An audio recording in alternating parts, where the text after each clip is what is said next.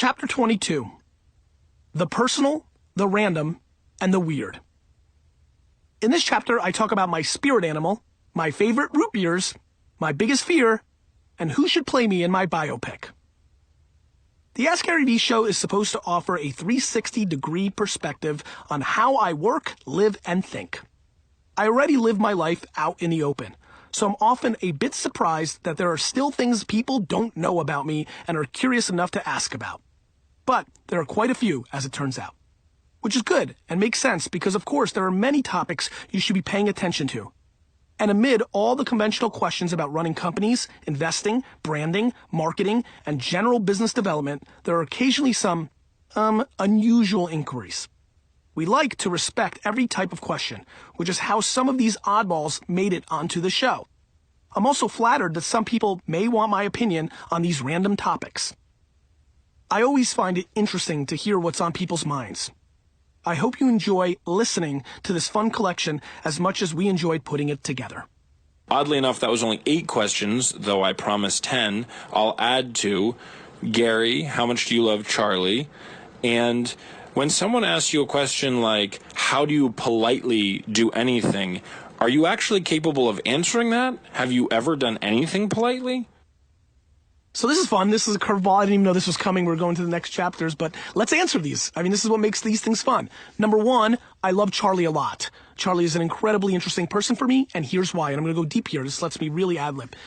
Charlie Ebersol is married to a very famous man, an iconic man who was very successful.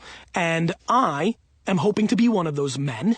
And I've thought a lot about how would my kids turn out? How would they be hungry? How would they be motivated? How would they be polite? Would they be spoiled? And Charlie Ebersol, along with Ben Lair and a couple of other of my friends, have shown me that even if you grow up with money and success and admiration and attention, you could be a tremendous human being if you are parented correctly. So Charlie, I love you a lot. A, because I like you, but B, because you give me absolute hope and complete conviction that I'm going to be able to, with my wife, raise amazing kids. Number 2, I'm super polite, dick. This is Nathan Schroeder, former CEO of Jab, Jab, Jab, Right Hook, and I'll be asking the next 5 questions. Legend has it, on your first date with your wife, you told her you would marry her. We want to know the details. And also, what dating advice do you have for women in their 20s? Yeah, Lizzie and I met on a Sunday night. Thank God the Jets won that Sunday night in the fall, because this is a true story. I would have not gone on a date because I wouldn't have been in the right mindset. So Jets, thank you so much for helping me get married. We had an incredible 4-hour dinner date on a Sunday night from 7 to 11 p.m. I pretty much fell in love right away. It was love at first sight, especially as the dinner progressed and I got to know her. And literally, within the first few minutes of our date, I started talking about my ambitions in my life. Go figure. And here's how it went down. We had an incredible dinner. I still lived in New Jersey, so I drove into the city. She lived on the Upper East Side. I offered to drive her home because it was late. I dropped her off, and I called her on her phone 3 minutes after I dropped her off. She's not even in her apartment yet. She's just getting out of the elevator. And my opening line was, "Can you believe this is it?" Literally, that was my opening line. She didn't say a whole lot right away, but we continued to talk until 3 o'clock, 4 o'clock in the morning. And basically, we've been married ever since. So the legend is true. And that's how it kind of went down. We got married within the year of meeting each other. And if her brother wasn't getting engaged, we probably would have been married within 4 or 5 months. You just know sometimes. As far as advice for women in their 20s, I have a lot of them working for me at VaynerMedia. I watch them very carefully. I watch them as consumers. I'm, as an enormously proud father of a daughter, I'm so excited about where we are in the women's movement in our society. It's progressed so much in the last half century. And what I would say is continue on the momentum. So many of the 20-year-old gals in my office are aggressive and take control and, go for what you want and just be true to yourself. If you want to be passive, then do that too. I'd give you the same advice I give a 20-year-old dude. Do you. It's always the best way to go. Does it bother your wife that you constantly spin your ring on the show? If you watch me carefully, especially now with Daily V, I'm sure that will pop up. I love to spin my wedding ring. I just want to say this. All my type A, straight-laced buddies, really organized in lists and shit, every one of them is on their 3rd wedding ring because they've lost the other 2. I am still on my original wedding ring. Lizzie, you are not, and you know it. So I am very proud for all my chaos. It's quite controlled, and I'd like to think she thinks it's cool. I'm not sure. I'll ask her tonight. How do I get the cute old lady who keeps accidentally calling my house to stop? I just want to nap. So first of all, I remember this question very well. If you've called her cute, you're a good guy or gal, right? Like, you're obviously a nice person. And so I actually think you reverse the script. I actually think the next time she calls, you engage in a full-length conversation and get to know her. You can even become friends. I think a fun thing would do, instead of saying wrong number and hanging up, is to actually say, hey, you've called me several times, but before you go, what's your name? Who are you? Who are you trying to reach? Tell me about yourself. I'm very into trying to force serendipity. It's a kind of this interesting thing I think a lot about, which is serendipity is clearly natural and happens. But what happens when you try to force it? What happens when you try to do things like that? What happens when you deploy sunshine and rainbows and optimism to the world and kindness and nice things and things that movies are made of? I'll tell you what happens because I live it. Nice things happen. A lot of times nothing happens. You know, she's like, what are you talking about? Sorry, I was trying to call my sister. I'll never call again. Other times you get into a great conversation and you meet one of the nicest people and best people and you show up to her funeral 5 years later and it's very emotional. It's quite sad. And then you write a book about it, make millions. And I mean, there's a million things that can happen. Clearly my head went to business. I'm so sorry, everyone, that I had to go there because it ruined the whole damn thing. Maybe you forget about writing the book and making millions. Maybe you do it, and then the world and the universe 60 years later does it for you. When maybe you're lonely and your grandkids don't call anymore, and maybe you call somebody randomly by accident, and maybe you get a friend. I just believe in that karma shit. Why is your phone always in the shot? Well, because my phone is the actual extension of me as a human being. If you have not figured out that phones are the future of us being robots, you're lost. Most of you are literally within arm's reach of your phone at all times. I don't like keeping my phone in my pocket if I don't have to, so when I'm sitting and doing the show on my table, I put my phone down. That's why. Hi, this is Matt DeMeo. I'm Gary's assistant, and I'll be reading the next 5 questions. Cake or pie? I don't eat either much anymore, which really sucks, but I've come to realize I'm a huge pie guy. You know, I love pie. Blueberry's really good. I went through a huge apple phase from 1992 to 1996. Was never really a big peach guy. Had a few seconds with pecan. What else is there? I love blueberry. Cherry had me for like a week once in like 2002, but that was it. Oh, rhubarb. That stuff is legit. I'm all about that. Oh, and pumpkin. I obsess over pumpkin pie. Mike, I know you're listening. I could eat a shitload of pumpkin pie, so please keep an eye on me. Center or edge? Edge. Edge. I think everybody plays in the center. I think the center is boring. I think school teaches you to be in the center. I think the world is based on the center. And I think the people that most win, and by the way, pay attention, most lose, are on the edges. I love the edges. That's just where I live. What is your favorite pair of sneakers of all time? The 1985 Patrick Ewing Adidas. I'm a huge Pat Ewing fan. He was my Knicks in that prime young youth. I think he's super underrated. He never had the support. I love John Starks and Anthony Mason and Charles Oakley as much as the next guy, X-Man Xavier McDaniel. Let's call it what it is. These were very average guys. He never really had a number 2. I wore those proudly in my Beastie Boys Run DMC days. I thought it was cool. I hated the Bulls because I was a Knicks fan. There were no Jordans on my feet. So that's it. What is your favorite holiday tradition? Hands down, it's Thanksgiving. It's always at my parents' in Hunterdon County, New Jersey. The whole family gets together. It's just a blast. I really enjoy it. Everybody's really kind of mellow because we've got a 4-day weekend. It's kind of nice. Historically, through my 20s and early 30s, I had the pressure of the fourth quarter coming up because we were in retail. That was big wine time. So there was a little bit of that pressure. Now that I'm a little bit more in the corporate America world where things wind down a little bit, there's only a couple weeks after that. I'm quite festive. I got the kids now. But being my parents sleeping over for those 2 or 3 days, my in-laws come. We've been able to keep the group together. It's been a lot of fun. I really enjoy it. My husband is a big picture kind of guy, but so is his wish list. Any advice on Christmas shopping for this type? I do. And ironically, when I said this on the show, my amazing wife was paying attention, and then she executed on what I said. On the show, I said it's all about one-of-a-kind items, right? Trips, events, surprise parties, handmade one-of-a-kind things, or game-worn, like things that are one-of-a-kind. One-of-a-kind. I think that's really a big deal for people like this. I said that the number one thing that I could get in my life, and this is super narcissistic, I wanted a video of everybody I knew telling me how great I was. And for my 40th birthday in November, my wife delivered. D-Rock, ironically, is filming right now, and it's good to see him. He edited it. I literally had 2.5 hours of tons of people telling me I was the best, and it was the best movie I've ever watched. Recording history is really interesting. Yes, I loved it for my own ego and things of that nature, but I wish I had one from 10 years ago to see how everybody changed and things of that nature. With the way technology is now, really think about documenting things as gifts. I think, for example, I would love for my birthday to really have my kids do something every year that I could watch them grow up and do. Like those kind of things, those picture lapses and things of that nature. With video, it's so incredible now. Really think about that. That just matters so much more than a car or a watch. If you could clone yourself, would you? This was the all-time incident of the AskGaryVee show. I'll never forget D-Rock going crazy when I answered this because I said yes, and then I talked about my clone spending time with my family while I worked, which then became this huge debate in my community that maybe I didn't love my family and that I slept, and it really proved that I cared about my work more. It was intense, but the answer is absolutely.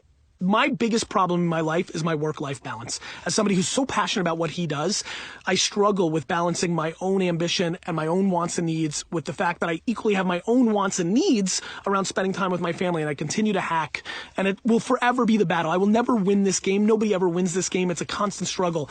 The thought that I would be able to clone myself, and I would be able to spend time with my family, and I would be able to have my clone operate my businesses makes me smile. Hey everyone, this is South Africa's very own DJ Black Coffee, and I'll be reading the next few questions for the Ask Gary V book. Thanks for having me. Do you wish you had done more or focused more on just one thing when you were in your mid-20s?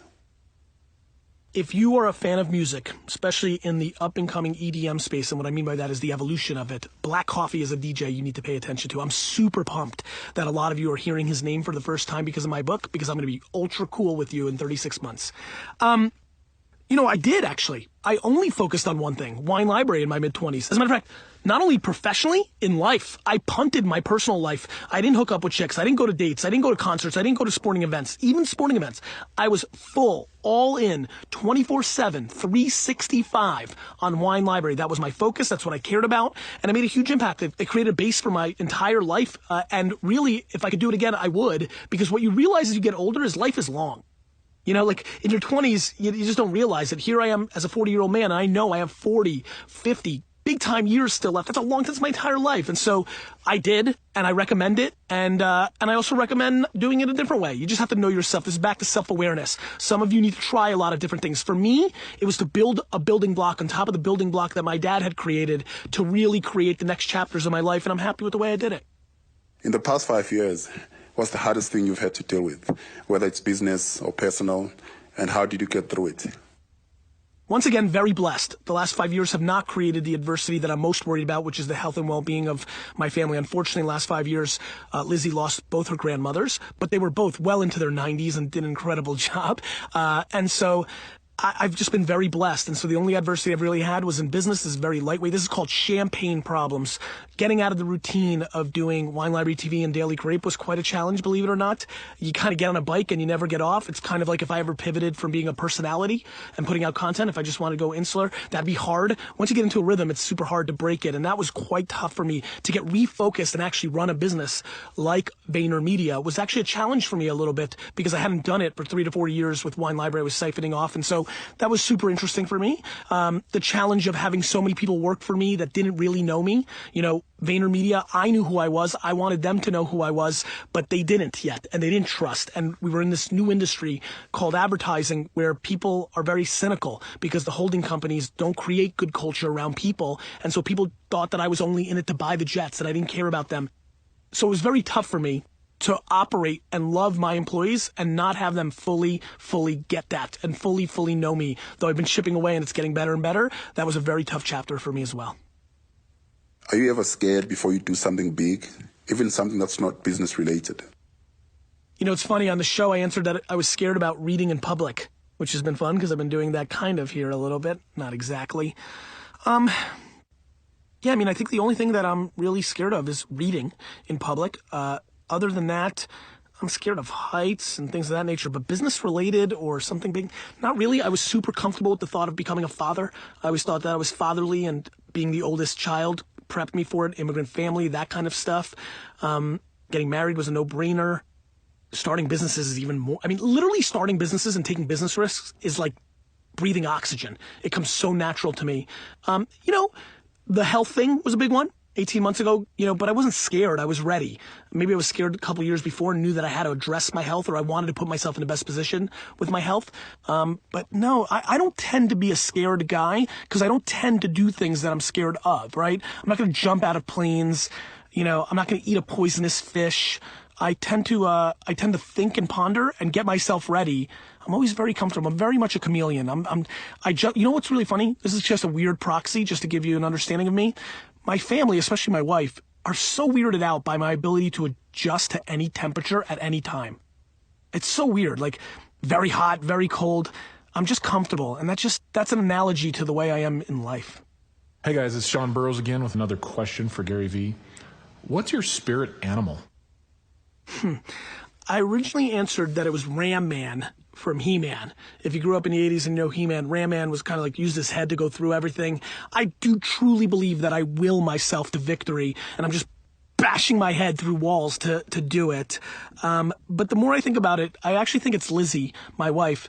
We're so similar in so many ways that I really associate. Like, I feel like if I was her, I would do all the same things she's doing.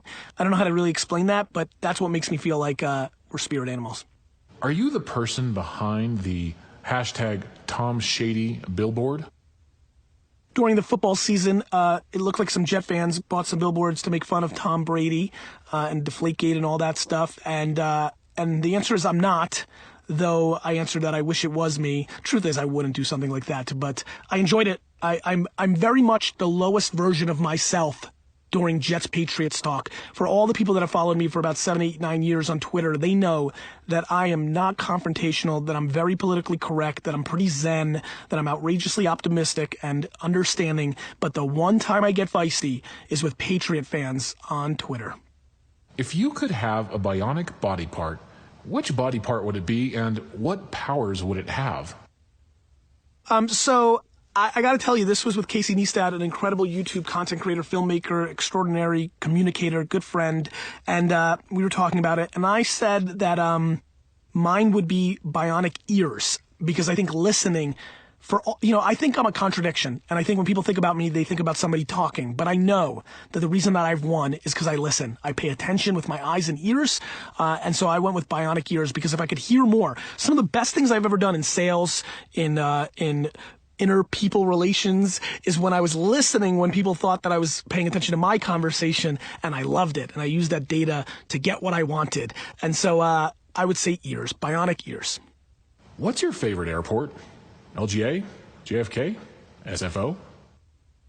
Though those are the airports that I spend a ton of time in, along with LAX, my favorite airports are the ones in really small towns, in Vermont, in Chattanooga, Tennessee, in all these places that I get to travel around, because there's nothing, and I mean nothing, like pulling up to the airport 18 seconds before your flight is boarding and being there on time. I mean, literally once in Vermont, I was in a meeting 32 minutes before my flight was taking off. And I got there in 6 minutes, and I got through the airport in 2, and I think I even got there before we started boarding. I mean, it's just unbelievable, the convenience. As somebody from the East Coast that goes to major airports, there's nothing like those airports. They're the best. I'm cozy as heck in them. Hey, this is India. I do editorial for Gary. If you've seen the show, you probably know who I am, but if not, I also help run the AskGaryVee show, so I'm going to be reading some questions now. Would you ever automate your position and delegate to as many people as it takes so you could fully engage in your family and life? No, as much as I want to be with my family all the time, the truth is I don't. I mean, I want to do the things that I want to do as well. And the thought of creating automation, first of all, for somebody who believes so much in human touch and the human aspect of all this, that would drive me crazy. It wouldn't work. It's super uncomfortable. And I couldn't imagine doing that. I would really, I wouldn't be me if I sat home all day and was with my family. I just wouldn't. I need to do my thing. And so I think that a lot of young entrepreneurs that watch my show or watch my content think about automation, think about how great it would be if they could just make money without doing anything, setting up a system that allows them to just collect their cash in their PayPal while they're on the beach. I just think that's a far-fetched game, and it definitely would not make me happy. Do you work on your birthday? I sure do. For a couple of reasons. Number one, I hate my birthday. I've hated my birthday since I was in my mid-20s. I feel like it means the clock is ticking. I'm not fully accomplishing everything I want every year. I really hate getting older. I was stunned how well I handled 40. I collapsed at 30. I freaked out. And so I do not like my birthday. I work on it every year. It's always in November 14th, so it's always during prime time, closing out the year kind of thing. Yeah, that's it. I mean, I couldn't imagine not working on my birthday. Though, let me phrase, actually, this is me jamming with you guys. I actually can think about it. I do see a day and age where maybe I take my kids out of school on my birthday and we start a tradition. I'm into that kind of like hokey stuff. But for now it feels right, and I'll address those kind of things later. But I would never not work on my birthday to like give myself a gift. Giving myself a gift is packing my day on my birthday and going at it hard. What foods have you added to your new lifestyle that you are enjoying the most? There's no new foods. I actually ate a lot of healthy foods. I just ate a lot of crap along with it. So it's just been elimination in the last 2 years or so. I've been really focusing on my fruits and vegetables. I love them so much. I guess beef jerky, which I know is high in salt, and so we've toned that down, but that was fun. I've always liked it, but I probably got hot on that a little bit. But there's been no new food introduced. It's been more about focusing on the ones I already was eating that were healthy. Why don't you watch your own videos? Is it ego or is it time? Time. I mean, I know what I did. It's not super interesting. I don't know what else to say. Just a complete waste of time. What value do you find in knowing a foreign language? I'm not sure. Like, you know, it's funny. Foreign languages are interesting to me. They don't come natural to me. I failed Spanish in 8th grade. I failed German twice in high school, and you actually need 2 years of language in high school in New Jersey to graduate. So going into my junior year, I took Spanish 1. I was a junior with all freshmen, and thank God, Senora Kennedy, I'm giving you a huge shout out. Thank God she knew who I was and I had skills. She passed me. She called my mom, one of my only teachers to ever call my mom. She called my mom and said, I'm giving your son a C for charisma and because I think he's going to make it. But I just want you to know he doesn't even know how to say hello in Spanish. So I love you, Senora Kennedy. You know, I think that foreign languages are great for people that use it as a utility because they became somebody in government or international business. I do think it's collapsing in value because apps in the future are going to be able to translate on the spot. I like it because when Russian people talk shit about me, I know what they're saying. I fondly think of a story of a couple coming to Wine Library in my youth and saying behind my back in Russian that how the hell does this kid know anything? He's just a kid. And then me answering back in Russian and they becoming white as a ghost. There was a really cute Russian girl once that said that she was into me and she didn't know that I knew Russian in my late teens, early 20s. That was a positive ROI. So, you know, it's had a couple good times for me. Hey guys, this is Andrew Greif, Associate Designer for Gary Vaynerchuk, here to read you guys some questions. What's your travel schedule like to and from the office? Car, train, Uber, walk? How do you spend that time? Usually it's a cab or an Uber. I live on the Upper East Side. Our office is in the Lower East Side. That's worked out really nicely. By the time most of you listen to this, we're moving to the West Side in Hudson Yards. That's going to be a real schlep, but I'll do the same thing. Whether it takes me 15 minutes or it takes me 40 minutes, I will be on my phone every second, talking to my family or friends or business associates or texting with those same people or going on Nuzzle and picking up the news of the day, or engaging with you guys on Twitter and Instagram, or creating content on Snapchat or Instagram. So just doing my thing. Star Wars or Star Trek? I was born in 1975. I came to America in 1978. I was 6 years old when Empire Strikes Back released. I am a hardcore Star Wars fan. It was one of the first Americana things that I knew. It means a lot to me. It has a similar kind of thing as the Jets does, just a little bit different, not as intense. I'm glad it's back. It is the only sci-fi thing I know or like. I don't know any of these other things. No Harry Potter, no The Hobbit, no none of this stuff. I'm a big fan of the story. I think it's good versus evil. I just like it. I think I'm a Jedi secretly. I don't like to talk about that publicly, but yes, I do. And so I love Star Wars. I'm not into Star Trek. I was into Star Trek from the standpoint of buying old Star Trek toys at garage sales and selling them on eBay. So I like the business of Star Trek because I know other people care about it. But for me personally, not into it. What's the fastest way someone could piss you off? Hypocrisy, cynicism, and complaining. For all my zen, those three things really drive me crazy. Ironically, by the kind of personality I have, I get a huge dose of all of those things, both from my employees and from my community and from the people consuming my content for the first time. So it's so interesting. It's the thing that drives me mad, and it's a thing that I'm definitely facing on an everyday basis. What's the most significant thing you get out of your show? You know, I think the interpersonal relationships, I think back to Eric Kastner and Mott, becoming family with them on Wine Library TV, now with India, Stunwin during his time, Stefan, Zach, D-Rock. I like the culture of having a team, but the thing that I get the most of is the feedback. I often say that the comments are my oxygen. You just heard me talk about ears. I like listening. I learn from how people respond to me and to things. And I just love having a community. I'm sure there's an ego boost of people being fans and taking selfies. I love that. I would never hide from that. But it is completely secondary for my passion of understanding how people process and think and consume things that allow me to be a better businessman, allow me to be a better human being, to be honest with you. I think a lot of my likability comes from my understanding of people. And so the community and the feedback, and more of the feedback than anything, which is part of the community, that is it. That is the it thing for me. What should I get my mom for Mother's Day? New strategy alert. Here's what I want you to do. Your mom is on social media. Your mom's friends are on social media. Follow them, see what they're talking about, and buy your mom a gift around the thing that she's most into of the moment. What it's going to prove to her is you've been paying attention to what she cares about, and that part is going to mean more to her than some new running pants or a paddleboard or her new tennis racket. Hey, book listeners, it's Andy Kranak. I create Facebook dark posts for the irreverent business guru Gary Vaynerchuk, and I hope you find tremendous value in the questions I'm about to ask my boss, predicated on his understandings of hustle, ROI, empathy, self-awareness, and social media done best. You've repeatedly mentioned your love of root beer over the years. Why root beer specifically, and any we should give a whirl? First of all, Andy is now elevated to really running Team Gary, and he's just an incredible guy. And that was probably the most sense of humor and personality that I've ever seen him deploy outside of the way he hustles on the basketball court, which could be the proxy of his career because his intensity is very much appreciated. I don't know. I grew up drinking soda and a lot of Coca-Cola. Sorry, Pepsi client.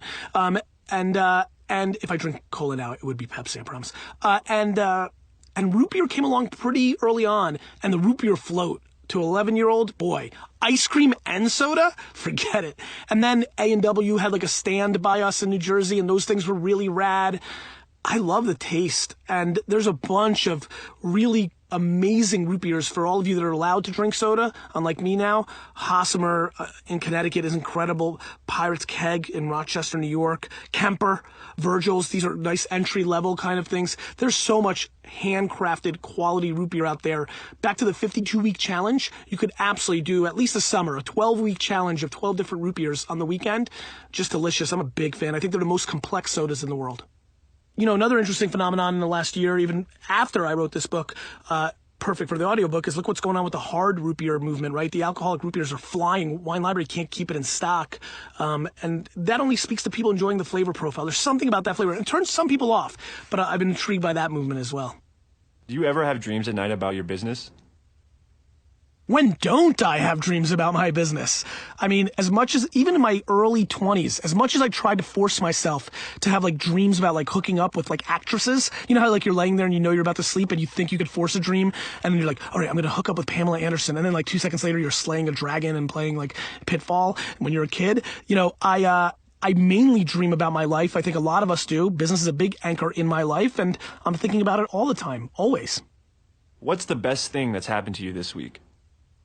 So I'm going to answer this straight, as in like this actual week. It was AJ's birthday this weekend. We went away as a family and skied up in New Jersey. We don't really ski, but it was a lot of fun, clearly, because we went to New Jersey, not Vermont or Colorado.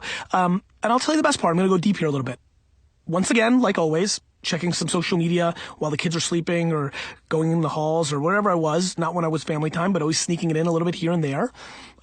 I was questioning about my work-life balance and things of that nature. As always, just constant conversation around me. And it was fun for me because I took all day Friday off, drove with the family, hung out with the family. It was like really an intense family time. I knew that my Snapchat stories were around weightlifting and business advice. I wasn't showing my family, something Lizzie and I, again, have made a huge decision about. And it was fun for me. It was kind of this interesting contradiction. Here, there was a movement again about like, am I working too much? Am I going to look back at my life and regret it? And here I am spending the time, but not communicating it to my audience because of decisions we've made. And so I felt good. I'm always going to battle it, but it was a really great feeling to know as I'm being questioned for ever doing it, I'm doing things that a lot of people don't get to do, which is take an entire Friday off, you know, and be with my family and things of that nature. And so there's a comforting feeling to know that my intent and effort in that category is very pure and good and going well, while you guys are not seeing it. And the reason I'm answering this right now is I want you guys to know it's happening, not because of how it makes me feel, but I'm worried about people saying, oh, Gary's doing it, I don't have to spend time with my family. Because my wife and I are not comfortable showing our kids or showing her to the public doesn't mean it's not happening. You know, even Daily V, we've not been showing a lot of the family stuff because, you know, my family doesn't want it around. And I don't know what else to tell you. And so though I thought Daily V, you know, when we started it would show a lot more of that and show that complete picture, we've been editing a lot of the family stuff I'm doing. And again, it's just not going to be part of my narrative, though it is part of my narrative. And I felt comfort this last week in the debate while feeling good about what I'm actually doing. What environment is best for you to have successful business meetings in? Conference room, restaurant, in flight? Sure. I'm in full biz dev mood all the time. I'll do it anywhere and everywhere. Actually, whatever's most comfortable for the other person, I will deploy my chameleon-like abilities and address it that way. You want to be in a conference room? Great. You want to be in a restaurant? Great. You want to do it at a ball game? Great. You want to do it while golfing? It's a lot of time, but okay. You know, so I'm very cozy in all environments. Do you believe in aliens? The weird answer is I do. And I get it. But like, I still think there's a long way to go in technology. Like, I just think that there's something else out there outside of our galaxy, our system. And what I really think about, actually, to be more interesting is there another Gary in the world somewhere else who is part of a different world and has similar DNA and similar stuff and had different outcomes because of that world? I don't know. I'm fascinated by this question. I don't think it exists in our universe, kind of in our Milky Way world, but I do think outside of it. In the same way that I think that we don't know 99% about the brain, in the same way that I know that every day that goes by, we do things that we never thought were possible, I think that there's something else out there and eventually it'll be discovered. Like, I don't think I'll see it in my lifetime. I think this is massive, massive technology advances. Do I think in 1,000 years, 2,000 years, 3,000 years, we'll start discovering other things because of technology? Or will it be created from the technology we're building? Yeah, I kind of do. Hey guys, it's Mike Vacanti, Gary's trainer and nutrition coach. I'm super excited to be a part of this. Thank you for having me. And India, let's get into the show. If you could go back to your 20s, would you prioritize health, or was neglecting it necessary to get where you are today? I would have prioritized it. First of all, the big thing that I did not realize is how much better looking I would be by losing the weight. If I knew that the extra 20 or 30 pounds would have created that level of opportunity for my looks, I would have done it 1,000 years ago. I mean, this is something that needs to be talked about. Guys, as much self-esteem as you have, and as much as you feel like you look solid and you're fine, I'm telling you, getting chiseled, getting muscles, getting firm, getting lean, you're gonna look way better. I mean, I look way better. Just the truth. D-Rock, when we edit some of these videos, I mean, I look back, I'm like, my God. So I would have prioritized it. Not to mention, I would have had more fun in sports. I would have been healthier. I'd be healthier right this second because of the momentum of it all. It's a complete no-brainer. If this audiobook does anything for you, forget about the business success, making you a famous artist. Boy, would I be pumped to get emails in 4 to 5 years from now from people who, as entrepreneurs, workaholics, people like me, heard that I addressed this, that this audiobook and the passion I'm delivering this answer with right now motivated them to get started, and they got healthier and better. What do you splurge on? Vacations and experiences. You know, AJ and I went to LeBron James's first game back as a Cav. We went to all 16 games last year of the Jets. Lizzie and I go to very expensive, very exciting, very special vacations. I'm very into experiences, so that's where my money goes. Back in the old school days of hip-hop, were you East or West Coast? I was East Coast because I loved Biggie, but I would be lying if I didn't say I was a little Cleveland. You know, Bone Thugs and Harmony very much had my attention. East 99, and I loved that genre of music. So I was a little Midwest too. If it weren't for the 14th Amendment, would you run for president? I hate this question. I'll tell you why.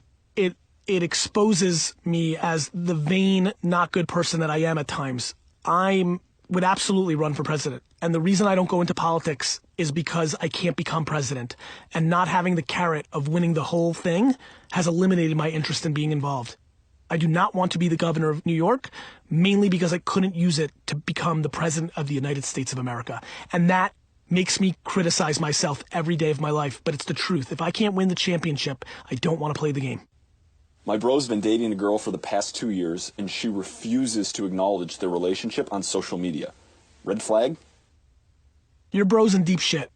This is a bright red flag. This is a problem. This means that she's scandalous or has some other stuff going on. Yes, this is a red flag. I'm not into it. I would tell any of my buddies to get out.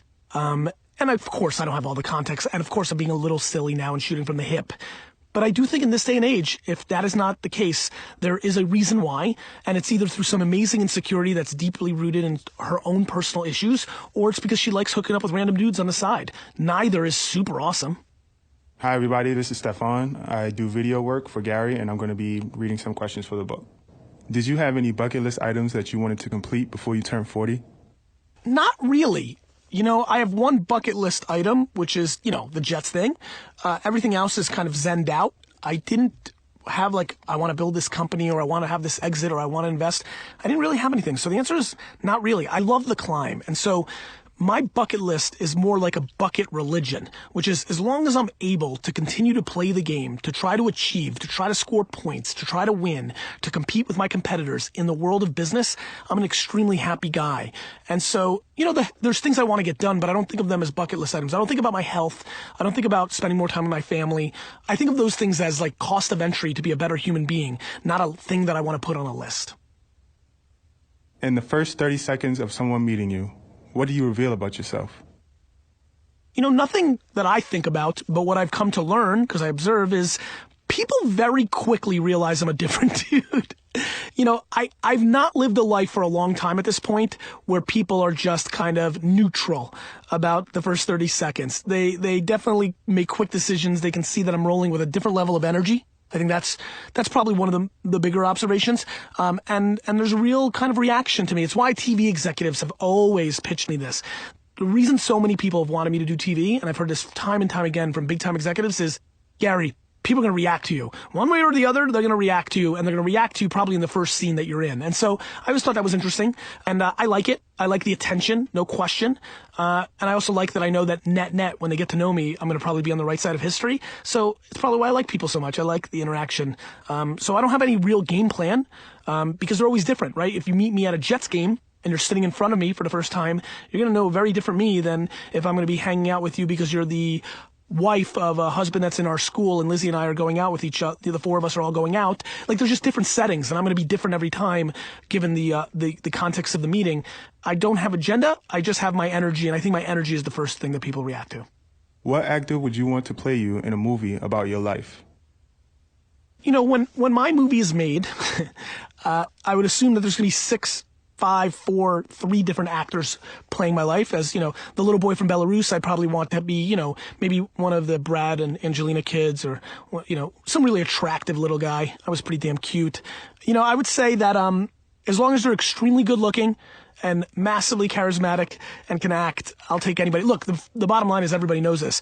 Anybody that plays you in a movie is always more attractive than you were in real life, and so that's a positive. I'm excited about that part. I will say this as well. None of them can be as charismatic as me, so I would critique that.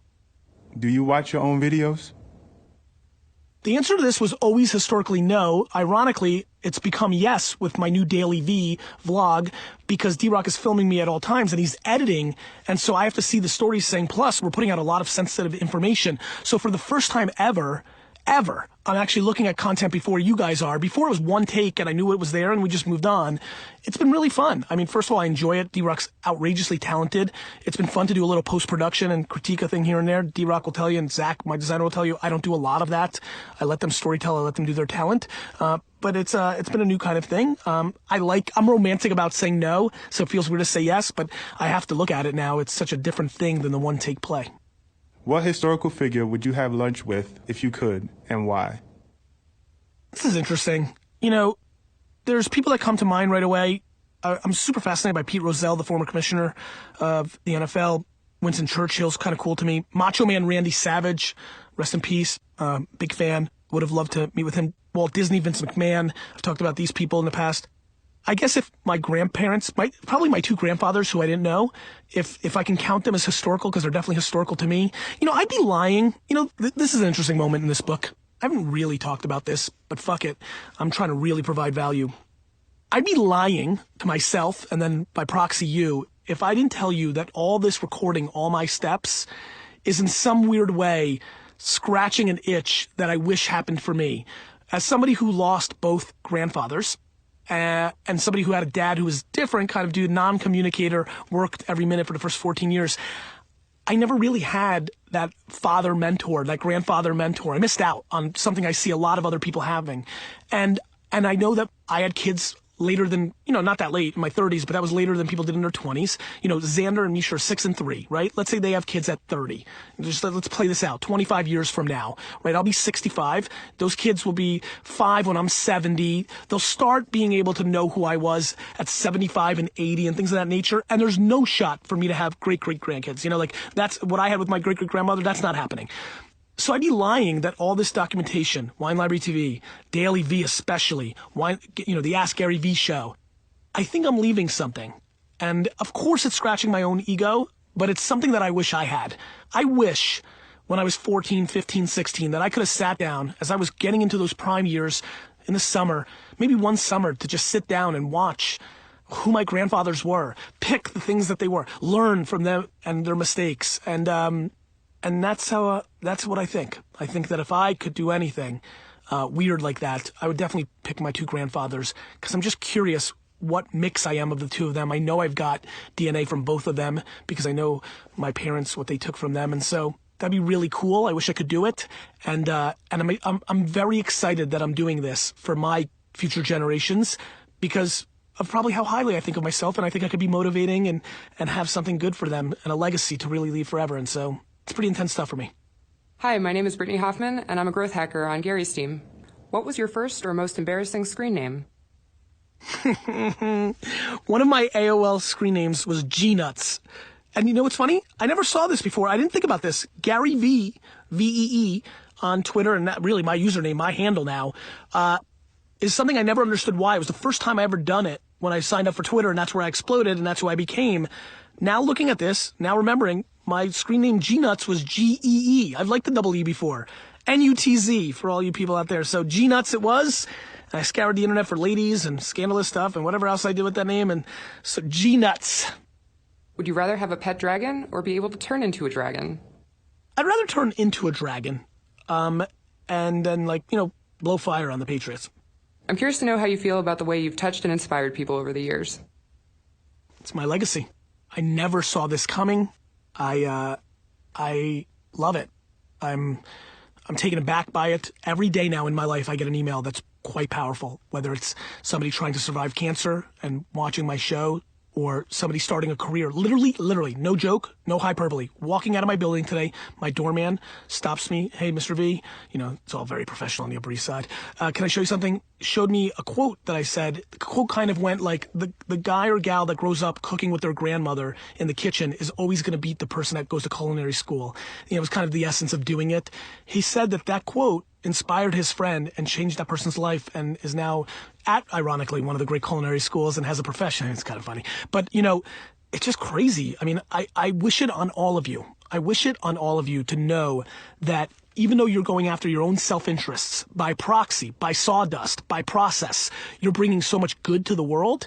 It's an incredibly intoxicating feeling. And I push against it. I don't want to be Tony Robbins and I don't want to be Oprah. I don't. And it's right there for me. I know I've got it, but I want to prove that I'm a real businessman and all these different things. But as I'm getting old, it's interesting. Literally the thing that happened at 40, it's kind of, here's a callback. The only thing that happened is, am I being selfish to prove to everybody that I'm able to build $100 million businesses because I want to be a businessman? And then I'm holding off this inspirational thing that I've got? And should I go all 100% into inspiration because I'll be successful and I'll impact more people? It's been an intense feeling. It's definitely the thing that I'll spend my 70s, 80s, 90s, and hundreds on, pondering, did I play this unbelievably raw gift properly? Did I find the right balance of checking the box of practicality and not guru for me, because I needed that for me, while still helping enough people along the way? It's very interesting how I feel about this gift. And it's gift through communication, and it's gift through circumstance, and it's gift through being perfectly parented, and it's gift through the talents that I have. But whatever I was given it. The reason I'm reading this audiobook is because I know I have a responsibility to read it, because Johnny Thompson reading this is not going to have the same impact as the 4 days I allocated to this, and that will bring value to so many of you and will inspire so many of you to do something great, something good, something just a little bit better than you would have had if we didn't cross paths. When have you been happiest in life? You know, the answer to this question is right now. And this is going to be a fun brain twist for a lot of you. Again, like I talk about this so much, how much I wish I could sell my DNA. That would buy me the jets tomorrow. And it's, you know, it's happiness. It's, I'm literally happiest right this second, meaning every day it gets better and better. Every day I build on top of other things. I'm not confused that this day is not more special than the day Misha and Xander were born. I'm not confused that this day is not more special than the day that the Jets, after 6 weeks earlier, got pounded by the Patriots 45-3, went into Foxborough in the second round of the playoffs and stunned the world and beat the Patriots and made me the happiest boy on earth. I know that it's not a better day than that, yet I think it is. Because I know I've had those experiences, and I know here's the new day, and I get to play again, and I get to build on top of those experiences. I'm just so thankful to be alive. I really am, and I really believe that I'm always the happiest on the next day, because the next day lets me think about the next day and the next day. I love the process. I love the climb. I love the anticipation. I'm always happiest on a vacation the day before the vacation. It's just this way about how I live. And so for me, I really think about these things in very simple terms. If I have everything around me healthy and happy, the core group, I have nothing to complain about. And it's just one more day I got before the other shoe falls. And I am self-aware. And I acknowledge, and I know things will come. I know my parents will pass away. I know that tragedy will hit to somebody close. I'm mentally prepared for something that none of us want to think about. And so you have to understand, because I know that's a truth, because I know that's coming, because it's inevitable.